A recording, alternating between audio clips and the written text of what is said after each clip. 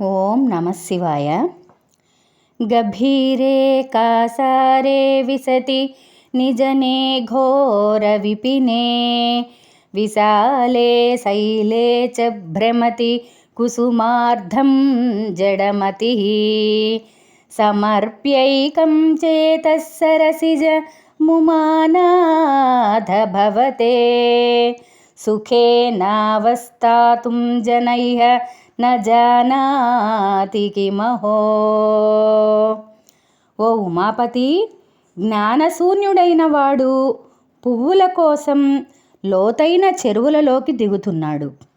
నిర్జనారణ్యాలలో ఎత్తైన పర్వతాలలో పరిభ్రమిస్తున్నాడు.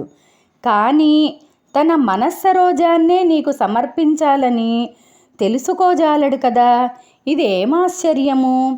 నరత్వం దేవత్వం నగవన మృగత్వం మసకత పశుత్వం కీటత్వం భవతు విహగత్వాది జననం సదా త్వత్పాదాబ్జస్మరణ పరమానందలహరి విహారాసక్తం చేత్ హృదయ మిహ కిం తేన వపుషా.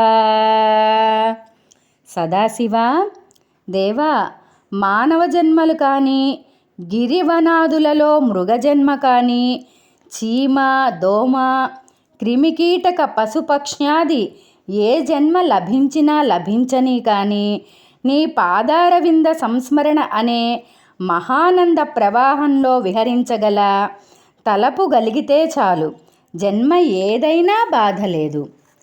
వటుర్వా గేహివా యతిరపి జటీవా తదితరో నరో వా యః కచ్చిద్భవతు భవ కిం తేన భవతి యదీయం హృత్పద్మం యది భవదీనం పశుపతే తదీయస్త్వం శంభో భవసి భవభారం చ వహసి.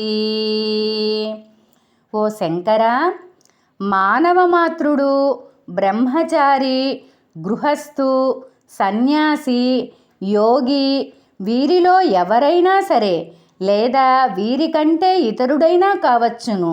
ఓ పశుపతే, నీ అధీనంలో కల మనసున్నవాడు నీ వాడవుతున్నాడు. వాని భారాన్ని అంతటినీ నువ్వే వహిస్తావు.